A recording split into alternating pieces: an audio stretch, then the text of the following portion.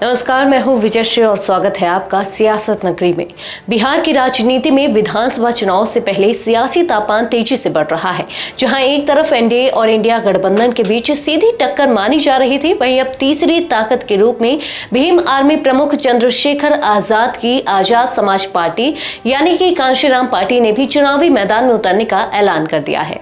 Party ने साफ किया है कि वह 100 सीटों पर चुनाव लड़ेगी, जिनमें से 60 पर विधानसभा प्रभारी भी घोषित किए जा चुके हैं। यह ऐलान बुधवार को पटना में पार्टी के प्रदेश अध्यक्ष जौहर आजाद ने किया।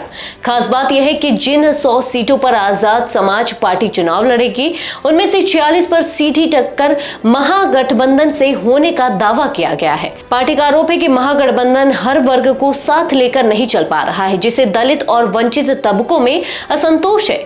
इसी असंतोष को भुनाने के लिए आजाद समाज पार्टी ने पूरी ताकत झोंक दी है। 21 जुलाई को पटना में पार्टी का राष्ट्रीय अधिवेशन होगा, जिसमें खुद चंद्रशेखर आजाद मौजूद रहेंगे और चुनावी रणनीति की आखिरी रूपरेखा तय होगी।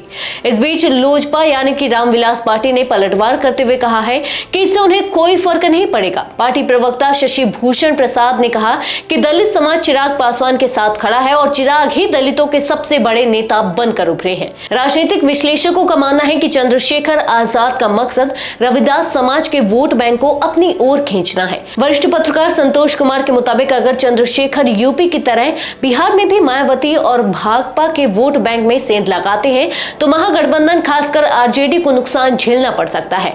हालांकि विशेषज्ञ मानते हैं कि एनडीए को इससे कोई सीधा नुकसान नहीं होगा, क्योंकि रविदास और पासवान वोटर अलग राजनीतिक ध्रुव पर है।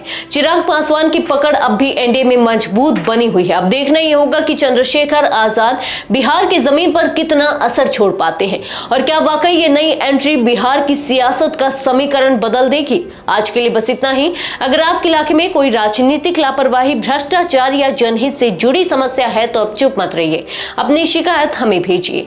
सियासत नगरी आपकी आवाज को मंच देगा और जवाबदेही तय करेगा, क्योंकि अब हर सवाल होगा सीधा सत्ता से।